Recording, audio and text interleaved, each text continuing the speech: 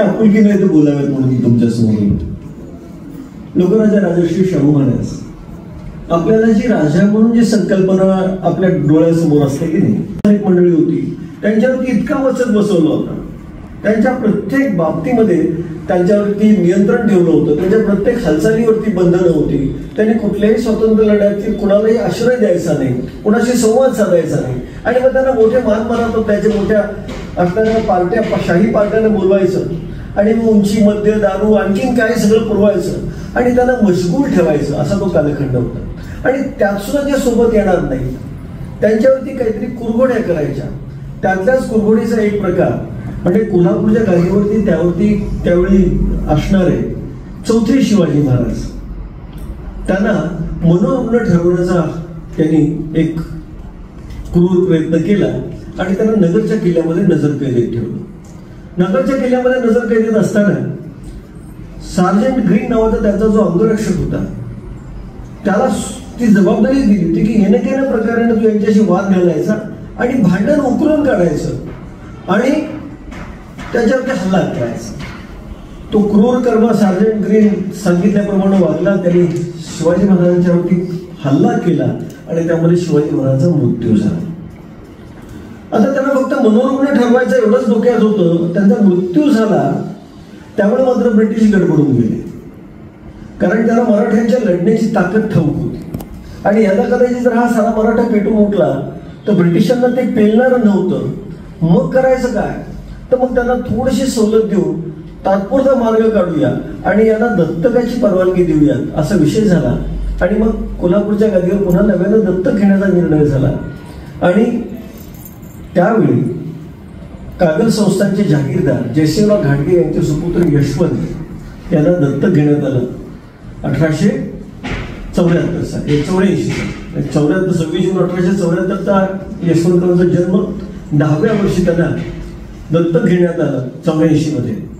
आणि दत्तकानंतर त्यांचं नाव शाहू असं ठेवण्यात आलं. ते शाहू म्हणजे लोकराजा, उत्तर आयुष्यामध्ये राजर्षी या किताबानं सन्मानित झालेला एक युगपुरुष म्हणजे शाहू महाराज. मित्रांनो, हे शाहू महाराज आम्हाला समजून घ्यायचे. मला नेहमी आक्षेप आहे की इतिहासातली जेव्हा मोठी व्यक्तिमत्व असतात त्या सगळ्याच व्यक्तिमत्वांचा आम्ही अभ्यास करतो असं नाही, तो होताना दिसतो असंही नाही, सारंच काही सोबत घेतलं पाहिजे असंही नाही. म्हणजे केशवसुतांनी जरूर त्यांच्या कवितेमध्ये म्हटलंय, जुने जाऊ द्या मरणा लागू नये, नाविन्याचा ध्यास घ्या, जुना ऐका सुद्धा, मूर्ण किंवा जाळून टाका, सावध ऐका पुढल्या हाका, भविष्याचा वेध घ्या. पण तू याचा अर्थ सारंच काही विसरून टाका असं नाही. कारण आमच्या संस्कृतीची वैभव स्थान आहे, ती जर आम्ही टिकवली नाही, ती जर आम्ही सांभाळली नाही तर काळ आम्हाला माफ करणार नाही. आणि त्याहीपेक्षा किमान ही व्यक्तिमत्व आम्ही आहे तशी जरी पुढे पाठवली तरी पुरेस आहे. दुर्दैवाने या समाजामध्ये एक वेगळा वर्ग, एक विकृत मनोवृत्तीची माणसं, हा समाज, हा इतिहास बदलण्याच्या मानसिकतेचे, त्यांचे संदर्भ बदलायचे, त्यांच्यावर असलाचे आरोप करायचे, त्यांच्यावरती टीका करायची आणि समाज मनामध्ये असा एखादा विकृतीचा भुंगा सोडून द्यायचा की त्यामुळे समाज मनामध्ये संभ्रम निर्माण व्हावा आणि ते व्यक्तिमत्वाचं खरं कार्य पुसलं जावं. आणि ह्याच जाणीवेतून मी हा विषय आपल्यासमोर मांडतोय. असा आहे शाहू महाराज. वयाच्या 10व्या-11व्या वर्षी ते राजगादीवरती आले. सुरुवातीला त्यांना 10 वर्ष शिक्षणासाठी वेगवेगळ्या ठिकाणी पाठवण्यात आलं. खरं तर त्यांचं राजकोट पर्वातलं शिक्षण आणि धारवाड पर्वातलं शिक्षण हे सुद्धा खूप अभ्यासाचे स्वतंत्र विषय आहेत. पण तो आपल्याला त्यांचा आयुष्य प्रवास सांगायचा म्हणून मी थोडं वेगानं पुढे जातो. मित्रांनो, त्यांना वयाच्या 17-18व्या वर्षी त्यांच्या विवाहाचा प्रसंग आला. सर, हे मी आवर्जून सांगतो आहे, विवाहाचा प्रसंग आला. बडोद्याचे संस्थानिक गुणाजीराव खानविलकरांच्या कन्या लक्ष्मीबाई यांच्याशी त्यांचा विवाह संपन्न झाला. विवाह संपन्न झाल्यानंतर अर्थातच त्यावेळी त्यांचे जे मार्गदर्शक गुरु जे होते स्टुअर्ट मिटफोर्ड फ्रेजर, खरं तर स्टुअर्ट मिटफोर्ड फ्रेजर आणि शाहू महाराज यांच्या दोघांमधल्या ऋणानुबंध हा पुन्हा स्वतंत्र व्याख्यानाचा विषय आहे. कारण आपल्याला म्हणतो की आपल्याला गुरु हा लाभावा लागतो. तसं प्रत्येक विद्यार्थी दशेमध्ये आपल्याला पहिलीपासून ते आपण जे काही पदव्युत्तर जे काही शिक्षण घेऊ तोपर्यंत शेकडो शिक्षक आपल्या वाट्याला येतात किंवा शिक्षकांच्या वाट्याला हजारो विद्यार्थी येतात. तुमच्या दृष्टीने सगळेच शिक्षक आदर्श असतात असं नाही किंवा सगळ्या शिक्षकांच्या दृष्टीने प्रत्येक विद्यार्थी आदर्श असतोच असं नाही. पण तो गुरुशिष्याचं नातं हे मात्र जोडलं गेलं. आणि मिटफोर्ड फ्रेजर यांनी एक विज्ञानवादी दृष्टिकोन शाहू महाराजांना दिला. आणि लग्नानंतर एक 3-4 दिवस गेले आणि पुन्हा राजवाड्यामध्ये काही धर्म कर्मकांड सुरू झाले. मिटफोर्ड फ्रेजरनी कुतूहलाने विचारलं की आता कसले विधी सुरू आहे, शाही विवाह हा तर मोठा संपन्न झाला. तर कोणीतरी सांगितलं की हे गर्भदान विधीचे संस्कार आहेत. तुम्हाला सामान्यांच्या घरामध्ये एखादं काय म्हणता येईल त्याला, देवदेव होतं, गोंधळ होतं, जागर होतं, कोणी कुलसभेला जाऊन येतं, ते पती पत्नी आणि त्यांचं वैवाहिक आयुष्य सुरू होतं. त्यामुळे हे कसले विधी आहे, त्यामुळे त्या राजपरंपरेनुसार ते गर्भदान विधीचे आहे.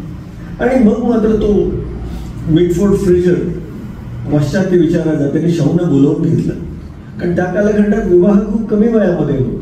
मुलीचं वय 9-10 वर्षाचं असायचं, मुलाचं वय 15-16-17 वर्षाचं असायचं. शाहू महाराजांच्या शिक्षणामुळे थोडं त्यांचं लग्न थोडं लांबलेलं होतं. आणि मग त्यांनी त्यांच्या शिष्याला म्हणजे शाहू महाराजांना फ्रेजरनी सांगितलं की बाबा रे, is it true that your matrimonial life is about to start, तुमचं कौटुंबिक विवाह वैवाहिक आयुष्य सुरू होतं, खरं आहे का?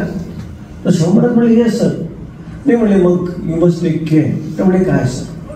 ते म्हणे तुझी पत्नी ही छोटी परकरी पोर आहे, निसर्ग नियमानं तिचा अजून स्त्रीमध्ये रूपांतर झालेलं नाही. अशा परिस्थितीमध्ये तुम्ही पती पत्नी एकत्र येणं हे निसर्ग नियमाला धरून होणार नाही. मला असं वाटतं की तू अजून काही वर्ष ब्रह्मचर्य व्रताचं पालन करावंस. मित्रांनो, ही सूचना अतिशय साधी आहे. आज आपल्याला ती व्यवहारी वाटते, पण तू ज्या कालखंडामध्ये समाजाने हे सारे संबंध मान्य केले होते तिथं कसलाही आक्षेपाचा विषय नव्हता. तेव्हा केवळ राजाची आज्ञा गुरुची आज्ञा शिरसावंदे म्हणून पुन्हा पुढची 3 वर्ष अखंड ब्रह्मचर्य व्रताचं पालन करणारा राजा म्हणजे शाहू महाराज. कारण चारित्र्याच्या बाबतीमध्ये शाहू महाराजांच्यावरती इतके बदनामकारक आरोप झाले. त्याला मूलतः त्यांचं वय, त्यांचा विचार किती भक्कम होता, आपल्या निर्णयाशी किती प्रामाणिक होते याचं हे सर्वोत्तम उदाहरण आहे. शाहू महाराजांनी आपल्या राजकारभाराची सूत्र घेतली आणि असं म्हणतात ना, if you want to know a man place him in authority. एखाद्या माणसाचं जर कर्तृत्व समजून घ्यायचं असेल, त्याची योग्यता जर जाणून घ्यायची असेल तर त्याच्यावर काहीतरी जबाबदारी सोपवा आणि तो कशा पद्धतीने करतोय हे पाहता येईल. वयाच्या 18-19व्या वर्षी शाहू महाराजांच्याकडे कोल्हापूर संस्थानच्या राजपदाची जबाबदारी, अधिकृत अधिकार त्यांना प्रदान केले गेले आणि 2 मोठ्या संकटांचा त्यांना पहिल्यांदा सामना करावा लागला. सर, पहिलं संकट होतं हे दुष्काळाचं. आजच्या परिस्थितीमध्ये शासन यंत्रणा सगळे आपल्या सोबत असते. एखादा मेसेज टाकायचा, एखादा फोन कॉल, मग कलेक्टरना, प्रांतांना, सरपंचांना, कुणालाही आम्ही संपर्क केला तर ती अडचण दूर व्हायची शक्यता सहज सुलभ होऊन जाते. अगदी प्रसारमाध्यमांवर जरी टाकलं तर कुणीतरी त्याची दखल घेऊन तुमच्यापर्यंत त्या मदतीचा ओघ सुरू होतो. याचा अनुभव आम्ही कोरोनामध्ये घेतलेला आहे. परंतु त्या कालखंडामध्ये कुठल्या सुविधा नसताना शाहू महाराजांनी ज्या पद्धतीने दुष्काळाचा सामना केला, संपूर्ण भारतवर्षामध्ये हजारो लोक, लक्षावधी लोक भूकबळीनं मरत होते. त्यावेळी शाहू महाराजांनी मात्र पहिल्यांदा करवीर संस्थांमधल्या सगळ्या व्यापाऱ्यांचे धान्यासाठी जप्त केले. जप्त केले म्हणजे दादागिरीने नव्हे, बोलू नका पावसात, धान्यासाठी जप्त केले. आणि एवढंच करून शाहू महाराज थांबलेले तर त्यांनी कर्नाटक प्रांतामध्ये जाऊन आपल्या आप्तसुखियांच्या, नातलगांच्या, राजपरिवारातील मान्यवरांच्या मदतीनं खूप मोठा धान्यसाठा दुप्पट, तिप्पट, चौपट, 5पट किमतीने खरेदी केला. खरेदी कशासाठी केला तर माझ्या करवीर प्रांतातल्या नागरिकांची उपासमार थांबवायची असेल तर त्यांना धान्यसाठा उपलब्ध केला पाहिजे. आणि मग जो 10पट किमतीने मी खरेदी केलेला धान्यसाठा सामान्य माणसाला परवडणार कसा? त्याच्या खिशात उत्पन्नाचं कोणतंच साधन नाही, नोकरी नाही, उद्योग नाही, कारखानदारी नाही, बँका नाही, पतसंस्था नाही, कर्जाचं कुठलंही साधन नाही, खायला अन्न नाही, दुष्काळानं डोळे वटारलेले. मग अशा परिस्थितीमध्ये त्याची क्रयशक्ती संपलेली. मग सर त्याला सोपा मार्ग म्हणजे स्वस्त धान्य दुकानाची निर्मिती करणारा राजा म्हणजे शाहू महाराज हे आम्हाला कधी समाजात समजलंच नाही. 2 रुपयानं त्या काळात खरेदी केलेलं धान्य 30 पैसे किलोने विकण्याचा त्यांनी निर्णय घेतला आणि सामान्य माणसाच्या जीवनामध्ये आनंद निर्माण झाला. त्याबरोबर प्रत्येक माणसाला मागेल त्याला काम ही रोजगार हमीची योजना किंवा नरेगा वगैरे ज्या संकल्पना केंद्र शासनानं, ज्या राज्य सरकारने ज्या मान्य केलेल्या आहेत त्याच्या जनक हे शाहू महाराज होत, कारण त्यांनी मागे त्याला काम सुरू केलं आणि करवीर प्रांतातले सगळे रस्ते त्यांनी त्या श्रमदात्या सक्तीच्या रोजगार योजनेतून पूर्ण केले. एवढे करून शाहू महाराज थांबले नाही, तर पशुधन जगलं पाहिजे, त्या पशुधनांसाठी चारा छावण्यांची निर्मिती केली आणि पुन्हा हजारो जनावरं ही सुस्थितीत राहिली. असा द्रष्टा शाहू महाराज. वय केवळ 18-19 वर्षाचं. ते वय म्हणजे काही प्रगल्भतेचं वय नव्हे. यापूर्वी कुणी काही घेतलंय असंही काही नव्हतं, किंवा कुणी घालून दिलेल्या मार्गाने आपण चालतोय असंही नव्हतं. कारण शाहू महाराज ज्या कालखंडात सत्तेवर आले त्याच्या अगोदरची 50 वर्ष कोल्हापूर संस्थानमध्ये कोणीही सक्षम राजपदावर नव्हतं. अपघाताने काही लोकांच्या लवकर अकाली मृत्यू झाला, त्यामुळं पुन्हा नव्याने येणारा राजा सक्षम होईपर्यंत कामकाज करेपर्यंत पुन्हा काहीतरी दुःखद घटना घडायची. आणि अशा पार्श्वभूमीवर कोणतीही पार्श्वभूमी नसताना, कुणाचंही मार्गदर्शन नसताना, कारण शाहू महाराजांना शत्रूच प्रचंड होते. कारण तत्पूर्वी कोल्हापूर संस्थानच्या, करवीर संस्थानच्या 50 वर्षाच्या कारकिर्दीत कोणी सक्षम राजपदावरती नसल्यामुळं तिथल्या कर्मचारी वृंदामध्ये अशी मानसिकता झाली होती की आम्हाला कोणी कामच सांगायचं नाही, आम्हाला कोणी हक्काने बोलायचंच नाही, आम्हीच आमचे मालक आहोत, आम्ही घेतो निर्णय. आणि मग अचानक हा कोणतरी तरुण पोऱ्या येतो, राजगादीवरती बसतो आणि आम्हाला आदेश सोडतो, हे आम्हाला मान्य नाही. त्यामुळे कर्मचाऱ्यांचं सहकार्य नव्हतं. त्यांच्या आप्तसुखियांमध्ये अनेक असे जवळचे नातेवाईक होते की त्यांचा त्या पदावरती गोळा होता.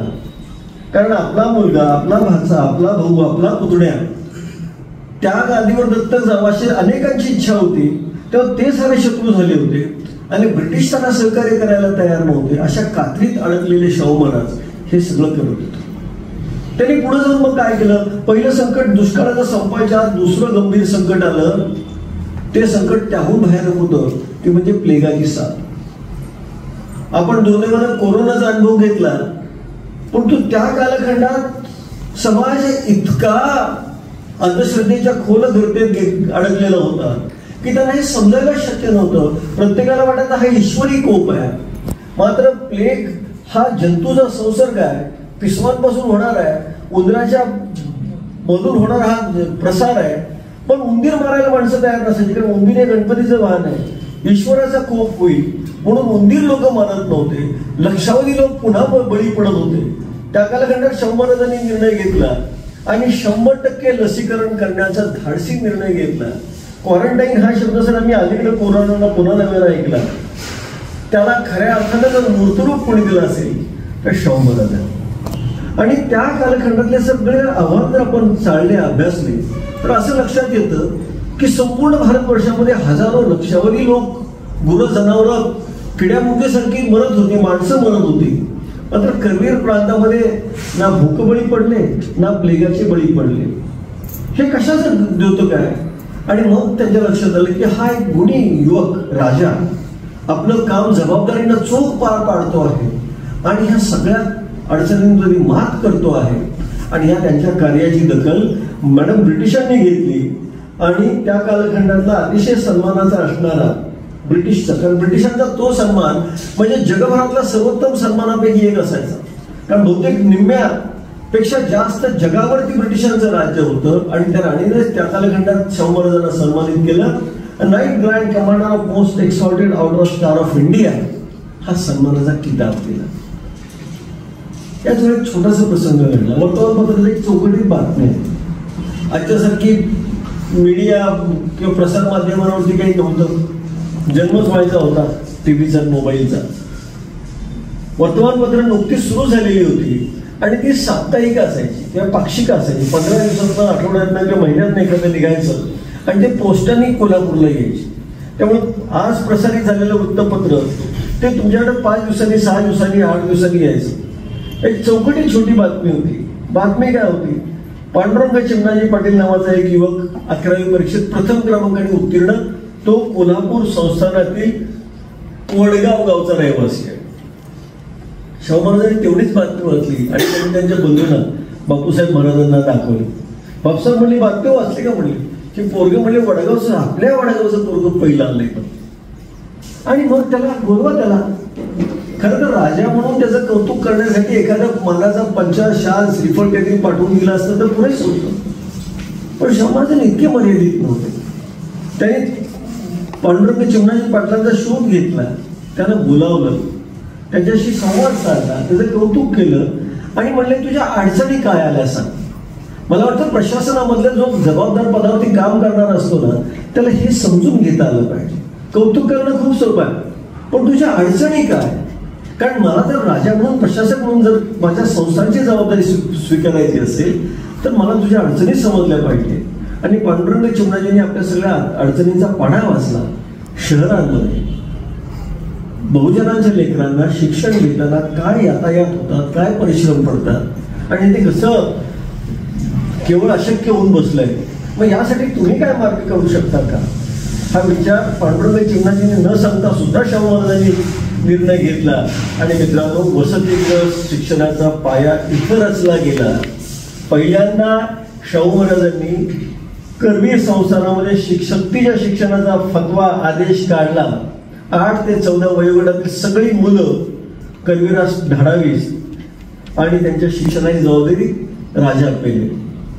शाहू महाराजांनी शिक्षणाविषयी किती कार्य केलं आपण कल्पना सुद्धा करू शकणार नाही. आभाळाच्या उंचीचा द्रष्टा राजा आम्ही समजून घेतला नाही तर आमच्या शिक्षणाला काही अर्थ उरणार नाही. मित्रांनो, शाहू महाराजांनी शिक्षणासाठी किती कार्य केलं. शाहू महाराजांनी केवळ वसतिगृहांची निर्मिती केली म्हणून नव्हे, कारण जगाच्या नकाशावर कोल्हापूरची ओळख मदरलँड ऑफ हॉस्टेल्स, वसतिगृहांचं जननी स्थान करून दिलं. त्याचबरोबर एक सर्व कला क्रीडांना त्यांनी प्रोत्साहन दिलं. सर्व कला क्रीडांना त्यांनी राजाश्रय दिला. म्हणजे आपण जर तुलनात्मक जर आकडेवारीने सांगायचं झालं तर आपल्याला असं सांगता येईल की जेव्हा मुंबई इलाका प्रांत होतं, नाही मुंबईमध्ये संपूर्ण महाराष्ट्र, संपूर्ण गुजरात, मध्य प्रदेशचा काही भाग, आंध्रचा काही भाग, कर्नाटकाचा काही भाग, एवढा सगळा म्हणजे मुंबई इलाका प्रांत होतं. सर, मुंबई इलाका प्रांताचं बजेट शिक्षणाचं ब्रिटिशांचं 1 लाख रुपयांचं होतं. आणि त्या पार्श्वभूमीवर करवीर प्रांत म्हणजे महाराष्ट्राच्या नकाशावरती एखादा छोटा तालुका असावा एवढंच करवीर प्रांत. त्या जर मुंबई इलाकाची करवीरची तुलना केली तर त्या करवीर प्रांताचं शिक्षणाचं बजेट होतं 1,20,000 रुपयांचं. एक काळाच्या पुढे जाऊन शिक्षणाचं महत्व जाणणारा आज सुद्धा केंद्र सरकारचं आणि राज्य शासनाचं बजेट 3.5-4% वर जात नाही. शिक्षणातल्या अडचणीचं तुम्हाला सांगण्याची गरज नाही. मात्र असा हा द्रष्टा राजा पुढे जात होता. आणि मित्रांनो, एक मात्र गंभीर प्रसंग घडला. त्या प्रसंगानं संपूर्ण इतिहासाला कलटणी मिळाली. काय प्रकरण होतं, काय प्रसंग घडला. कार्तिक महिना माहिती आहे ना. तुमच्या चेहऱ्यावर काही दिसेना झालं. जानेवारी, फेब्रुवारी, मार्च, एप्रिल, कार्तिक. ओके. तर मराठी कार्तिक महिन्यामध्ये राजानं कार्तिक स्नानासाठी म्हणून पंचगंगेवरती जावं, तीरावरती जावं आणि स्नान करून सूर्योदयापूर्वी राजवाड्यात यावं. पाठीमागं मोबाईल बघतो वळतो, बाहेर जा. मोबाईल बघत असतील तर बाहेर वर्गात नको थांबू. I don't tolerate. This is nonsense. I don't permit any student to do this nonsense in the classes.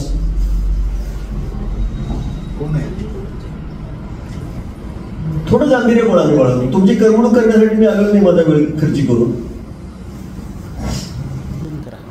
Kartik स्नानासाठी राजांनी पंचगंगेच्या तीरावरती जावं आणि स्नान करून सूर्योदयापूर्वी परत यावं असा तो संकेत होता. मग इतक्या लवकर जायचं म्हणलं तर भल्या पाटे मध्यरात्रीच जावं लागेल, त्याशिवाय सगळं विधिवत स्नान होणार नाही. आणि शाहू महाराज, त्यांचे बंधू बापूसाहेब महाराज, त्यांच्या समवेत इंग्रज सरकार, त्यांच्या समवेत काकासाहेब, तात्या, ही सगळी राजपरिवारातील मंडळी आणि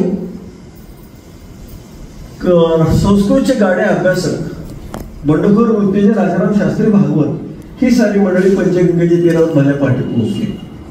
त्यांचं पौरात्य करणारा ग्रहस्थ कोण, तर नारायण भटजी. नारायण भटजी तरी कोण, तर तो राजा दरबारचा राजपुरोहित. त्यांचं काम काय, तर राजाचे जेव्हा धार्मिक विधी असतील तेव्हा वेळेपूर्वी हजर राहणं. हे ग्रहस्थ हजर नव्हते. त्यांना पुन्हा आणण्यात आलं. ते विचित्र कुठल्या तरी नायकिनीच्या ठिकाणी पडले होते, त्या अवस्थेतच त्यांना विचित्र अवस्थेत घेऊन आलो हा बिचारा. त्याला आणलं बिचारा म्हणून वेडेपणाचं ठरेल, उर्मट ग्रस्त होता टोकाचा. आणि त्याला पगार किती होता जर कळलं तर आपल्याला वेळ लागायची पाळी. तो जो नारायण भटजी पौरात्य करणारा जो दरबारचा पुरोहित होता, त्या कालखंडात उच्च न्यायालयाच्या न्यायाधीशाला 220 रुपये पगार होता मॅडम. आणि या नारायण भटजीला वर्षाचा मेहनताना 20,000 रुपयांचा होता, अधिक राजमंत्र्याचा दर्जा होता. असा हा नारायण भटजी स्नानाच्या वेळी पौरात्य करण्यासाठी पंचगंगेच्या घाटावरती आला. पुरोहितांनी मंत्रोच्चार करायला सुरुवात केली. आज सुद्धा आम्ही कर्मकांडामध्ये इतके अडकलो होतो की तुमच्या आमच्या घरी येणारा पुरोहित नेमकं काय सांगतो आम्ही कधी विचारलं नाही, आम्हाला कधी कळालं नाही आणि आम्ही कधी समजून घ्यायचा प्रयत्न केला नाही. त्याला कधी प्रतिप्रश्नच केला नाही की तू काय बोलतोस. तसं त्यांनी मंत्रोच्चार सुरू केला आणि राजाराम शास्त्री भागवतांना मात्र ते खटकलं. कारण ते संस्कृतचे गाडे अभ्यासक होते, विद्वान होते. त्यांनी त्या भटजींना विचारलं की बाबा रे, काही म्हणतात तुम्ही काय बोलताही माझ्या लक्षात येत नाही, काही संदर्भ चुकत तर नाहीत ना. त्यावर तो राजाराम भटजी नारायण भटजी म्हटलं की तुम्हाला काय कळतं, कशा मध्ये मध्ये बोलतोय. नाही म्हटले, मला लक्षात येते की राजाचं स्नान सुरू असताना जे मंत्र म्हणणं बंधनकारक आहे ते तुम्ही मंत्र म्हणताना दिसत नाही. म्हणजे तुमचा नेमका आक्षेप काय आहे. राजाराम भटजी म्हणाले की राजाचं स्नान सुरू असताना पौरात्यानं जे मंत्रोच्चार करायला पाहिजे ते वेदोक्त असायला हवेत. ते न म्हणता तुम्ही पुराणोक्त का म्हणता, हा राजाचा अपमान नाही का. म्हणजे आपल्याला कुठेतरी राष्ट्रगीतासाठी उभं राहावं म्हणून आपण स्वाभिमानाने ताट उभं राहावं आणि कोणीतरी एखादं अश्लील गीत सादर करावं आणि आपण जसं असं काय वेडेपण आहे. तसं राजाराम शास्त्रींची मानसिकता झाली आणि त्याने सांगितलं की तुम्ही हे पुराणोक्त मंत्र का म्हणता, हा राजाचा अपमान आहे. आणि त्यावेळी तो नारायण भटजी म्हणाला की कोणी सांगितलं की तुमचा राजाचा हा अपमान आहे, कारण वेदोक्त मंत्राचा अधिकार फक्त क्षत्रियांना आहे आणि तुमचा राजा शूद्र आहे. आणि अशा वेळी मात्र नदीपात्रात स्नानासाठी उतरलेले शाहू महाराज थोडे अस्वस्थ झाले. तरी स्वतःवरती संयम पाळत म्हणाले की बाबा रे, मी शूद्र आहे का क्षत्रिय आहे या खोलात मला शिरायचं नाही, पण तू ज्या छत्रपती शिवाजी महाराजांचा वारस म्हणून मी या गादीवरती आहे त्या नात्यानं मला वेदोक्त मंत्राचा अधिकार आहे. आणि मी तुला नम्रपणे सांगतो की बाबा रे, तू दरबारचा कर्मचारी आहेस, तू तुझं डोकं वापरू नकोस, तू यापुढं वेदोक्त पद्धतीनं राजपरिवाराची विधी करायला सुरुवात कर. मात्र या उर्मट भटजींनी नकार दिला. पुढच्या आठवड्यात शाहू महाराजांच्या पणजीचं उत्तर कार्य वर्षश्राद्धाचा विधी होता, तोही करायला त्यांनी वेदोक्त पद्धतीने नकार दिल्यानंतर शाहू महाराजांचा नाईलाज झाला. त्यांनी अधिकृत त्यांना लिगल नोटीस आपण म्हणतो कायदेशीर परिभाषेत ते पाठवलं आणि बाबा रे, तुम्ही राजदरबाराचे विधी वेदोक्त पद्धतीने करावे, नपेक्षा तुम्हाला कार्यमुक्त करण्यात येईल असा आदेश पारित केला. आणि त्या संकल्पनेप्रमाणे त्याला कामावरून काढून टाकलं. एका राजानं एका कर्मचाऱ्याला त्याच्या बेमुरवतखोर वर्तनाबद्दल केलेली स्वच्छ कारवाई होती, त्याचा मात्र आदेश त्याचा काय म्हणतात त्याचं पर्यवसन वेगळं झालं. आणि संपूर्ण मराठी प्रांतामध्ये विशेषतः कोल्हापूर, मिरज, सांगली, सातारा, वाई आणि पुणे परिसरात त्याचे पडसाद वेगळे उमटले आणि संपूर्ण पुरोहित वर्ग विरुद्ध शाहू महाराज असा एक संघर्षाचा पवित्रा सुरू झाला. आणि दुर्दैव त्यामध्ये सगळ्यात मोठं होतं की या सगळ्या पुरोहित वर्गाचं नेतृत्व बाळ गंगाधर टिळक यांनी केलं. तोपर्यंत टिळक आणि शाहू यांचे संबंध इतके सौहार्दाचे होते म्हणजे आज आपण पुण्याला ऑक्सफर्ड म्हणतो नाही का, किंवा विद्येचं माहेरघर म्हणतो, पण तो त्याचा पाया जर कोणी घातला असेल तर तो शाहू महाराजांनी घातला. डेक्कन एज्युकेशन सोसायटी जे पुण्याचं सगळ्यात मोठं शैक्षणिक वैभव म्हणून गणलं जातं, त्या डेक्कन एज्युकेशन संस्थेचे संस्थापक, अध्यक्ष आणि सगळ्यात मोठे देणगीदार हे शाहू महाराज होते, हे आम्हाला कोणी सांगितलंच नाही. आणि मग अशा संघर्षामुळं पुन्हा अनेक शाहू महाराजांनी निर्णय घेतले की ज्यामुळे समाजमन विकसित व्हावं. आणि मग शाहू महाराजांच्या लक्षात आलं की माझ्यासारख्या राजाला जर हा पुरोहित माझा कर्मचारी जर दाद देत नसेल तर सामान्य माणसाचं हित कशामध्ये होणार. आणि त्यामुळे महाराज खूप अस्वस्थ झाले. आणि नेमकं त्याच सुमारास शाहू महाराजांना इंग्लंडला एका कार्यक्रमाचं निमंत्रण आलं. ब्रिटिश राजपरिवारातील एका राज्यारोहण सोहळ्याच्या निमित्तानं त्यांचं निमंत्रण आलं. शाहू महाराज इंग्लंडला जायला तयार नव्हते. त्यांनी मिटफोर्ड फ्रेजरला पत्र पाठवून विचारलं की बाबा सर प्लीज गाईड मी, मला काही इंटरेस्ट वाटत नाही त्या. म्हणजे शंभराचं इंग्रजी इतकं अप्रतिम होतं, शंभरांच्या इंग्रजीचं लिखाण आणि त्यांनी जे पाठवलं त्याचा पत्रव्यवहार पाहिला तर हा माणूस आयुष्यभर फक्त ऑक्सफर्ड किंवा केम्ब्रिजचाच विद्यार्थी होता. एक दिवस सुद्धा तो कधी विद्यापीठाच्या बाहेर आला नाही, इतकं दर्जेदार त्याचं इंग्लिश होतं, त्याचं हस्ताक्षर त्याहून सुंदर होतं. पण तो when in Rome be like Roman, आपल्या विद्वत्तेची नुसती जाहिरात करत बसण्यात त्याला कधीच इंटरेस्ट नव्हता. त्या सामान्याच्या पातळीवरती त्याच्या व्यथावेदना जाणून त्याच्यापर्यंत पोहोचण्याचा आणि त्याचं निराकरण करण्याचा प्रयत्न करणारा राजा होता.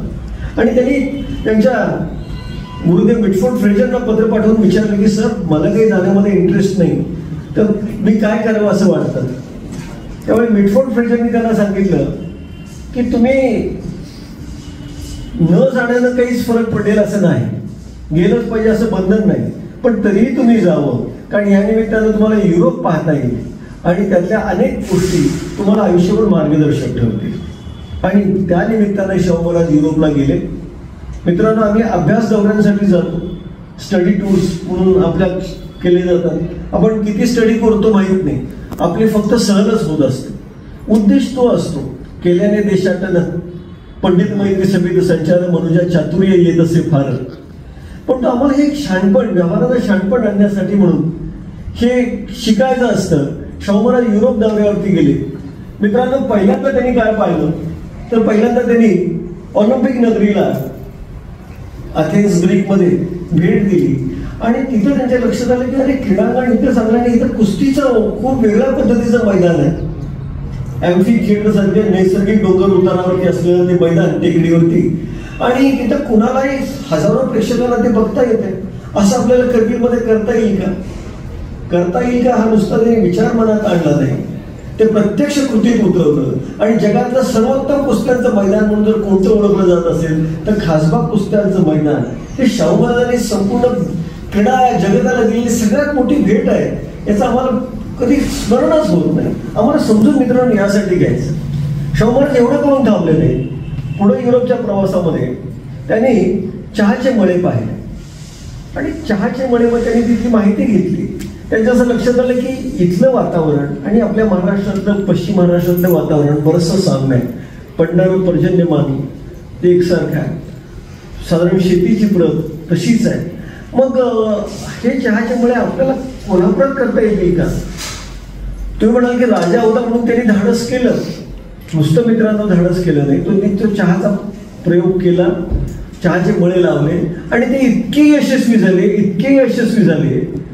की त्यांनी पन्हाळा टी नंबर 4 नावाचा एक चहाचा ब्रँड विकसित केला. आणि तो ब्रँड इतका विकसित झाला की इंग्लंडच्या राणीच्या पॅन्ट्रीमध्ये किंवा तिच्या किचनमध्ये हा सर्वोत्तम ब्रँड फक्त व्हीआयपी साठी म्हणून राखून ठेवलेला होता.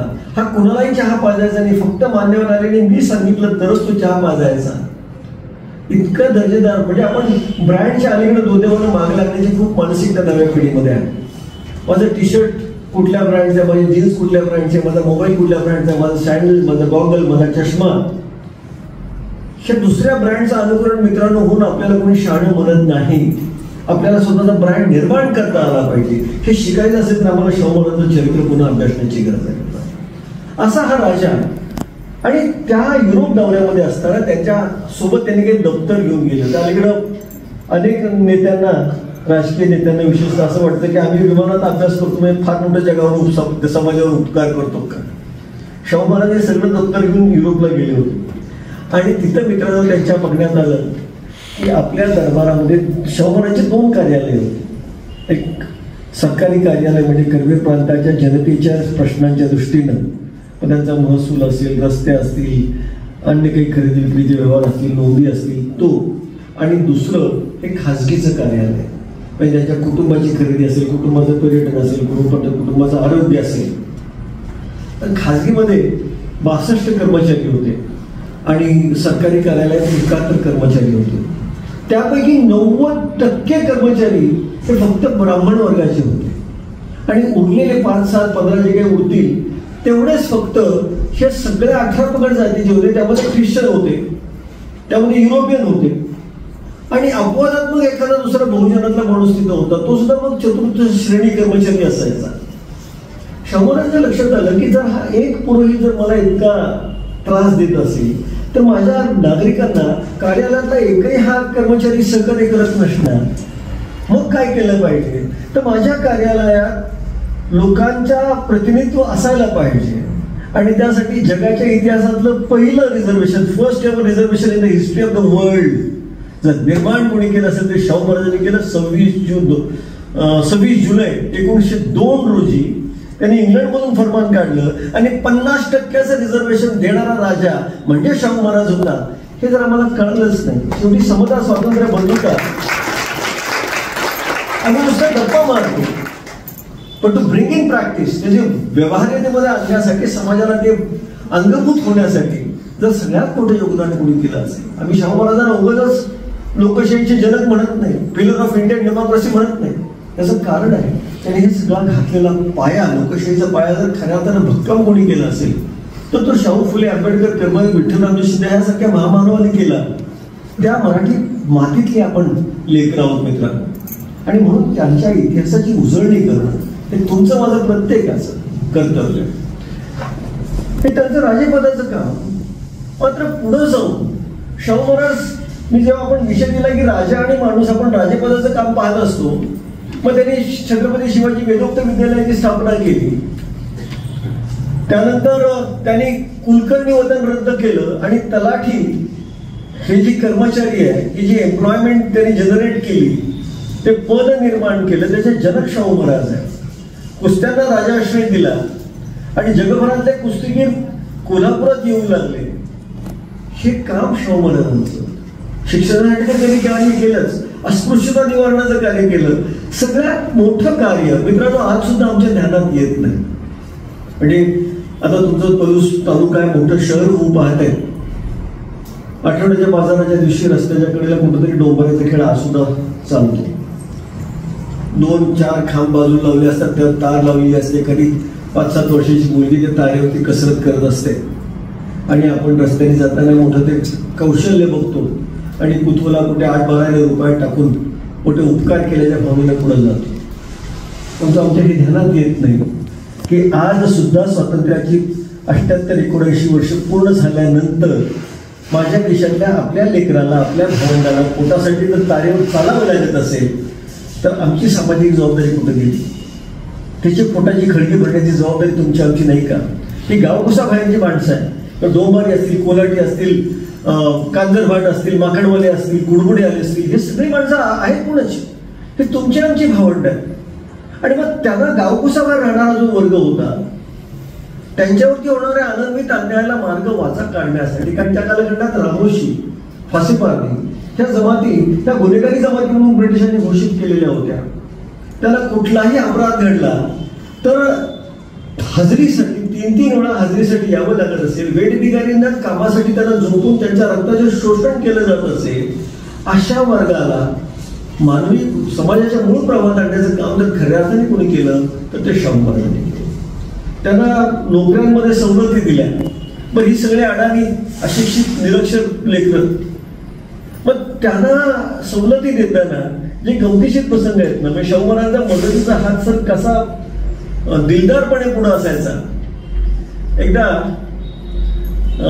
एक फासेपारद्याचा युवक तो शाहू महाराजांच्या घोडदळात कामाला होता आणि त्याला इतका अभिमान वाटायचा शाहू महाराजांचा की शाहू महाराजांनी मला इतकं काही दिलं, मी जंगलात आयुष्यभर भटकत राहिलो असतो, शाहू महाराजांनी मात्र मला नोकरी दिली, हक्काचं घर दिलं. त्या कालखंडात सार्वजनिक नळ असायचे, खाजगी नळ परवानगी नव्हती, पण त्या फासेपारद्याला गावचे लोक नळावर पाणी भरून देणार नाही म्हणून एकट्यासाठी स्वतंत्र पाईपलाईन टाकणारा पहिला फासेपारदी बांधकरी हा शाहू महाराजांनी निर्माण केला होता. रिझर्वेशन आम्ही टीका करतो, पण त्याच्या मुळाशी जमण्याची गरज आम्ही समजून घेत नाही. असा तो फासेपारदी, त्याला सारखं वाटायचं की राजाचा माझा काय संबंध आहे, इतकं माझ्यासाठी केलं, मी राजासाठी काय केलं, मी राजासाठी काय केलं, त्याला प्रश्न पडणं स्वाभाविक होतं. आम्हाला तो दुर्दैवानं प्रश्न पडत नाही, आम्ही फक्त लाभार्थी होतो आणि त्याने काय उपकार केले का या भावनेत उपकार करताना विसरून जातो. ह्या फासेपारद्याला आपल्या मित्रांना सहकार्याला विचारायला सुरुवात केली की राजानं माझ्यासाठी इतकं केलं, मला राजाला काहीतरी करायचं. म्हणजे काय करायचं नाही, मला महाराजाला काहीतरी द्यायचं आहे. अरे म्हणजे तुझ्यापाशी आहे काय? तुझ्यापाशी जे जे आहे ते सगळं महाराजांनीच दिलेलं आहे. तुझ्यापाशी स्वतःच असं काय आहे? म्हणलं महाराजांनी काय आवडतं? मस्त त्यासनी हत्ती आवडतो, देणारच का आवडतो? काय म्हटलं मी कुठला हत्ती देऊ? मग गप बस की. नाही पण तरी सुद्धा मला महाराजांनी काहीतरी द्यायचं आहे. एक म्हणलं असं कर, तू फसपाट द्यायच का नाही? तुम्हाला मग शिकार करून एक 2-4 सस मारून आणशील का? त्या म्हणले महाराजांनी सशाचं मटण आवडतं म्हणले. हा म्हणलं हे करतो म्हणलं, हे जमलं मला. तो भाबडा फाशीबाजी सुट्टीच्या दिवशी गेला. त्याला काही शिकार करायची शिकवायचं कारण नव्हतं. 2-4 ससे मारून आणले आणि भल्या पहाटे तो दरवाजापाशी, त्या प्रवेशद्वारापाशी तो ससे घेऊन थांबला होता. महाराजांचा रथ सकाळी 9-9:30 वाजता कबीरात बाहेर पडायचा उद्योगाला, तिथल्या कार्यालयीन कामासाठी. आणि हे बघ म्हणला, महाराज तुझ्यासाठी काय आणले? मारलेले ससे त्यांनी महाराजांना दाखवले. महाराजांनी त्याचं कौतुक करावं तितकं त्याला थांबवलं. अरे वा वा वा वा म्हणले, मोठं काम केलं गड्या, जा म्हणले, आज देऊन ये म्हणलं तिथं मोजपाकखान्यात किचनमध्ये देऊन ये, आणि जाऊ नकोस बरं का, थांब इथं. राजानं थांबायला सांगितलं, इतकं कौतुक होतं. दुपारची वेळ झाली. हा तिथंच बसून वडाच्या झाडाखाली बाहेर प्रवेशद्वारापाशी. शाहू महाराज त्यांचं दैनंदिन काम आटपून 2 वाजूच्या सुमारास परत आले आणि तोपर्यंत ते विसरून गेले होते कदाचित की आपण कुणाला थांबायला सांगितलंय. जेवायला बसले आणि ताटात ते सगळं सशाचे सगळे पदार्थ पाहिल्यानंतर त्याला आठवण्यासारखं झालं. अरे म्हटले, त्यांनी त्या हुजऱ्याला सांगितले, बाबा पळ बाहेर वडाला, तू फसपाटी बसला की बघ त्याला, बोली इकडे बोली. आणि किचनकडे वळून त्यांनी सांगितलं, तो जो मुख्य वाढपी होता, आणखीन एक ताट करा, मान्यवर येणार आहेत. आणखीन एक ताट करा, मान्यवर येणार आहेत. त्या मुख्य वाढप्याने दोन्ही ऐकलं होतं, एक तर त्या फसपाट्याला बोलवणार आणि आता आणखीन एक ताट करायला सांगितलं. तो वाढपी आला आणि थोडा विनंतीच्या सुरात म्हटलं, महाराज वाढतो पण त्याला कुठे वाढायचं? खाशात वाढायचं का खर्चात वाढायचं? म्हणजे VIP सोबत वाढायचं का आपल्या जनरल पंक्तीत बाहेर कर्मचारी रोजगारी? 300-400 माणसं अशी रोज राजवाड्यात जेवायला असायची. महाराजांनी जे मित्रांनी उत्तर दिलं ना, ते आम्हाला समतेचा अर्थ खऱ्या अर्थानं समजून सांगणारं वाक्य. शाहू महाराजांनी सांगितलं, गड्या म्हणले, हे धाडसानं विचारलंच, पुन्हा असा मूर्खपणा करू नकोस. आज माझ्या ताटात जे अन्न आहे देणारा तू आहे आणि मी याचक आहे. आज तू माझ्या शेजारी बसून जेवेल. एका सामान्य फासे पाडद्याला मांडीला जेवू घालणारा राजा. आम्ही फक्त समजायच्या गप्पा मारतो मित्रांनो, पण ते जेव्हा आम्ही ड्रायव्हरला सुद्धा सोबत जेवू घालायची मानसिकता आमची नसते. त्यांना बाहेर वाढा, त्यांना इकडे वाढा, बाहेर चहा दिला तरी चालेल. का? त्याच्यातला तुमच्यातला माणूस मेलाय का त्याच्यातला माणूस संपलाय? पण ही मानसिकता, समता खऱ्या अर्थानं समाजाभिमुख करण्याचं काम जर कोणी केलं असेल तर शाहू महाराजांनी केलं. खरं तर असे शेकडो एरवी जेव्हा मी शाहू महाराज सांगतो, शाहू महाराजांनी 2 तासाचे 3 दिवस सांगत असतो. मी केवळ शाहू चरित्र सांगितलं तर पोचल्यासारखं होतं. अजून एक 10 मिनिटं घेणार आहे, 15 मिनिटं घेणार आहे मित्रांनो. 2-3 प्रसंग आपल्याला सांगायचे.